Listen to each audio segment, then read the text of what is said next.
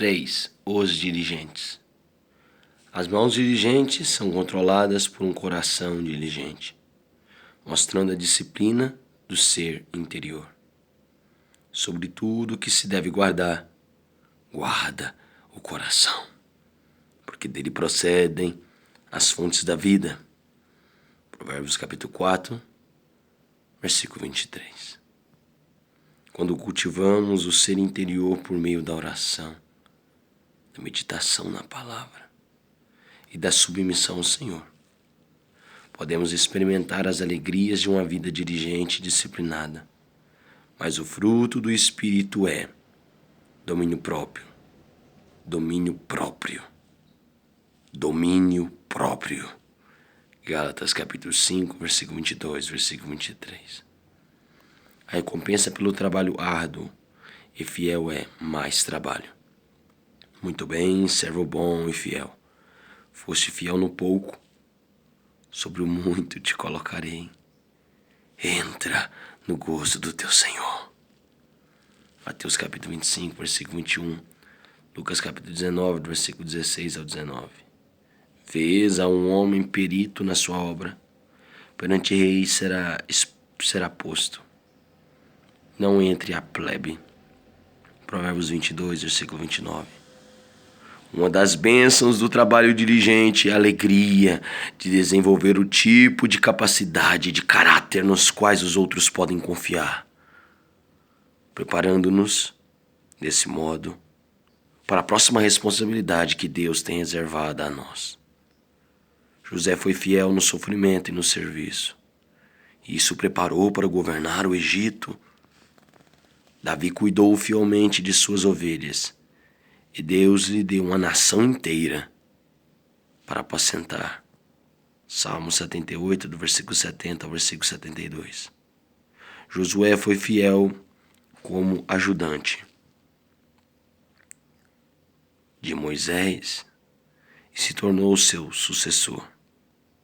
O princípio da sabedoria é: adquire a sabedoria, estima, e ela te exaltará. Se a abraçares, ela te honrará. Provérbios capítulo 4, versículo 7, versículo 8. Os sábios herdarão honra, mas os loucos tomam sobre si a ignomínia. Provérbios 3, versículo 35. Não há nada que substitua o trabalho árduo. O que trabalha com mão remissa empobrece, mas a mão dos diligentes vem a enriquecer-se. Provérbios 10, versículo 4.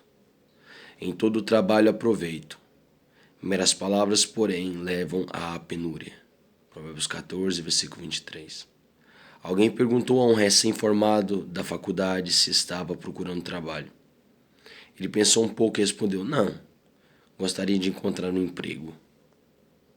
Essa parece ser a atitude de muita gente hoje em dia. Como disse o poeta Robert Frost, o mundo está cheio de pessoas dispostas, algumas dispostas a trabalhar, outras dispostas a deixar que os demais trabalhem. As pessoas diligentes planejam seu trabalho e trabalham dentro de seu plano. O plano do diligente tende à abundância, mas a pressa excessiva à pobreza. Provérbios 21, versículo 5. Confia ao Senhor as tuas obras, e os teus desígnios serão estabelecidos. Provérbios 16, versículo 3. Provérbios 24, versículo 27. Nas palavras de Thomas Edison: nunca fiz coisa alguma de valor acidentalmente. Nenhuma de minhas invenções foi acidental. Todas elas foram resultado de muito trabalho. Mais de uma grande descoberta da ciência parece ter sido acidental, mas, a fim de que tal descoberta ocorresse, foi preciso investir um bocado de trabalho árduo em seu projeto.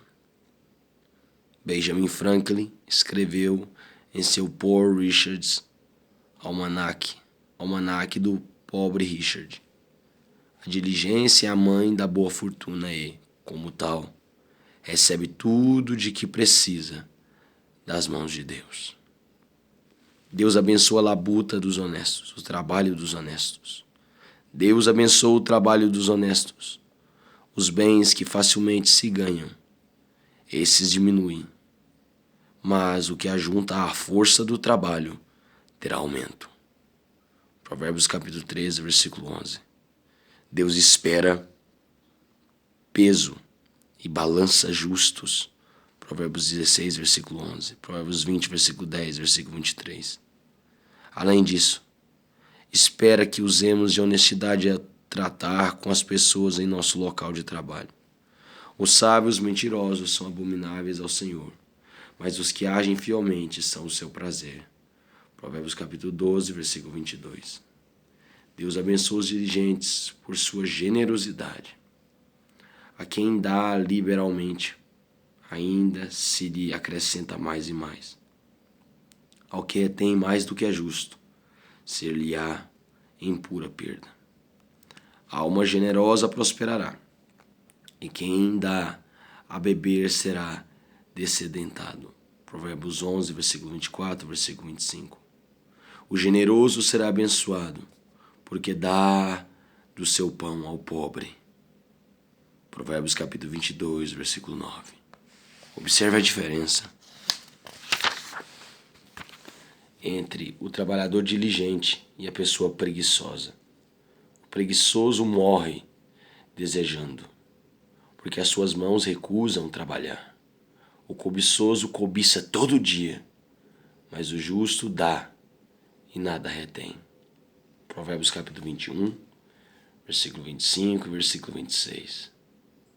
As pessoas diligentes têm o cuidado de não fazer dívidas que não possam pagar. O rico domina sobre o pobre, e o que toma emprestado é servo do que empresta. Provérbios 22, versículo 7. Apesar de certo número de dívidas honestas ser algo esperável no mundo de hoje, e de todos desejarem ter crédito e um bom nome na praça, devemos cuidar para não confundir fé com presunção. De acordo com o ditado, quando a saída é maior do que a entrada, a manutenção acaba em destruição. É perigoso cobiçar cada vez mais dinheiro e exceder todos os limites a fim de obtê-lo.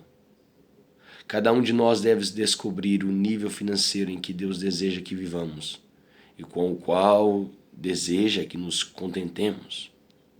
Duas coisas te peço, não mas negue, antes que eu morra. Afasta de mim a falsidade e a mentira. Não me des nem a pobreza nem a riqueza. Dá-me o pão que me for necessário, para não suceder que, estando eu farto, te negue e diga: quem é o Senhor? Ou que, empobrecido, venha a furtar e profane o nome de Deus. Provérbios 30, versículo 7 ao versículo 9. Nasci no templo da Grande Depressão, e tanto eu quanto minha irmã e 2 irmãos aprendemos a viver de acordo com o lema: use até acabar e faça durar. Se gastar e acabar, aprenda a se virar. Nossos pais nos ensinaram a diferença entre os luxos e as necessidades e nunca procuraram impressionar os vizinhos comprando coisas de que não precisavam com dinheiro que não podiam gastar. Porém, ao que parece, essa filosofia de vida está quase extinta. Hoje em dia, quando falamos sobre trabalhar com afinco, usar os recursos com sabedoria e prestar contas a Deus, quase sempre encontramos alguém que abre um sorriso ou solta uma gargalhada e diz que os tempos mudaram. Nosso Pai Celeste sabe que seus filhos têm necessidades a serem supridas. Mateus 6, versículo 32. Em nossa sociedade moderna, isso significa que devemos ter o dinheiro para adquirir o que é preciso. Porém, nossa principal tarefa não é ganhar dinheiro, mas sim ser o tipo de pessoa a qual Deus pode confiar o dinheiro. Alguém que é fiel na maneira como usa aquilo que Deus lhe dá. Buscai, pois, em primeiro lugar o reino e a sua justiça, e todas estas coisas vos serão acrescentadas. Mateus 6,33. Como disse John Henry Jowett, a verdadeira medida de nossa riqueza é quanto valeríamos se perdêssemos todo nosso dinheiro. Como disse John Henry Jowett, a verdadeira medida de nossa riqueza é quanto valeríamos se perdêssemos todo o nosso dinheiro. O caráter é mais importante que o cargo, e a sabedoria vale mais que os bens. Deus não glorifica a pobreza, mas também não exalta a afluência. Uns se dizem ricos, sem terem nada. Outros se dizem pobres, sendo muito ricos. Provérbios 13:7. Não devemos pensar que a vida dos mais abastados é sempre fácil, pois a riqueza e o sucesso também são acompanhados de perigos. As pessoas ricas enfrentam problemas com os quais outros de menos posses não precisam lidar, pois mais riquezas normalmente implicam mais decisões a tomar, riscos a correr e, por vezes, até perigo físico. Com as suas riquezas se resgata o homem, mas ao pobre não ocorre ameaça. Provérbios capítulo 13, versículo 8. Kennedy Taylor faz uma excelente paráfrase desse versículo. Ser sequestrado e ter de pagar resgate é algo que nunca preocupa o pobre. Os ladrões assaltam mansões, mas não se interessam em entrar numa cabana. Um dos perigos sutis da riqueza é uma sensação falsa de segurança. Quem confia nas suas riquezas cairá, mas os justos reverdecerão como a folhagem. Provérbios capítulo 11, versículo 28. Afinal, as riquezas não salvarão o pecador no dia do julgamento. Provérbios capítulo 11, versículo 4. Não podem comprar a paz. Provérbios capítulo 15, versículo 16, versículo 17. Nem uma boa reputação. Provérbios capítulo 22, versículo 1. As riquezas têm a tendência de se evaporar quando menos esperamos. Provérbios capítulo 23, versículo 4, versículo 5. Provérbios capítulo 27, versículo 23 e versículo 24. Se Deus abençoa nosso trabalho diligente com sucesso, devemos ter cuidado para não nos tornarmos orgulhosos. Os bens do rico lhe são cidade forte, segundo imagina, uma alta muralha. Provérbios 18, 11. Isso nos lembra do fazendeiro rico da parábola que Jesus contou, Lucas capítulo 12, do versículo 13 ao 21. Se as pessoas bem-sucedidas não tomarem cuidado, podem começar a maltratar os outros. Provérbios capítulo 14, versículo 21, Provérbios capítulo 18, versículo 23, e se tornar a lei para si mesmas. Provérbios capítulo 28, versículo 11. O galardão da humanidade, o temor do Senhor são riqueza e honra e vida. Provérbios 22, versículo 4. Os ricos têm muitos amigos. Provérbios 14, versículo 20, Provérbios 19, versículo 4, versículo 6. Mas será que esses amigos se mostram fiéis mesmo quando os ricos ficam pobres? Provérbios 19, versículo 7. Os bens são servos maravilhosos para os humildes e senhores terríveis para os orgulhosos. A atitude errada em relação ao dinheiro pode acabar com amizades e até mesmo destruir um lar. O que é ávido por lucro, desonesto, transforma a sua casa, mas o que odeia o suborno, esse viverá. Provérbios 15, versículo 27. A pessoa que só pensa em enriquecer coloca o dinheiro antes dos amigos e dos princípios e, em sua busca frenética pela riqueza, começa a negligenciar a família. Dar presentes caros aos filhos torna-se uma forma de substituir a ausência dos pais. Logo, os valores ficam distorcidos e a família se desintegra. Quantas famílias não foram destruídas por causa da distribuição de uma herança? Como um advogado, amigo meu, costumava dizer, nada atrai mais parentes do que um testamento. Nada atrai mais parentes depois que a gente morre.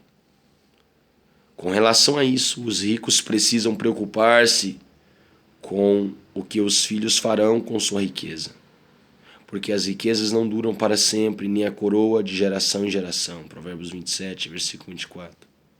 Salomão trata desse problema em Eclesiastes capítulo 2, versículo 18 ao versículo 26. E chega à conclusão de que a melhor coisa que as pessoas ricas têm a fazer é desfrutar as riquezas enquanto podem e não se preocupar com os herdeiros. Talvez seu testemunho deva ser: estando eu em perfeito juízo e estado de saúde, declaro que gastei tudo. Rico, pobre, mendigo, ladrão. Deus tem uma palavra para todos eles. Resta saber se estão dispostos a ouvir. Notas de rodapé. Primeiro, Seiler, Ronald e Wirtzen, David. The Practice of Wisdom, A Prática da Sabedoria, Chicago, Moody, 1992, página 82. 2. É evidente que não damos a outros a fim de receber algo em troca, pois isso seria um gesto egoísta. Devemos ser motivados pelo amor e o desejo de honrar ao Senhor. 3. A história do toque de ouro do rei Midas tem por objetivo ensinar essa lição importante. À medida que o rei adquiria cada vez mais ouro, descobriu da maneira difícil o que ele era verdadeiramente querido. 4. Claro que escrevi isso como brincadeira a fim de chamar a atenção dos leitores e de lembrar-lhes que deverão prestar contas a Deus no juízo final. O testamento do cristão também deve ser um testemunho. A maneira que empregamos a riqueza que Deus nos dá, seja ela muito ou pouca, mostra aos outros aquilo que é, de fato, importante para nós.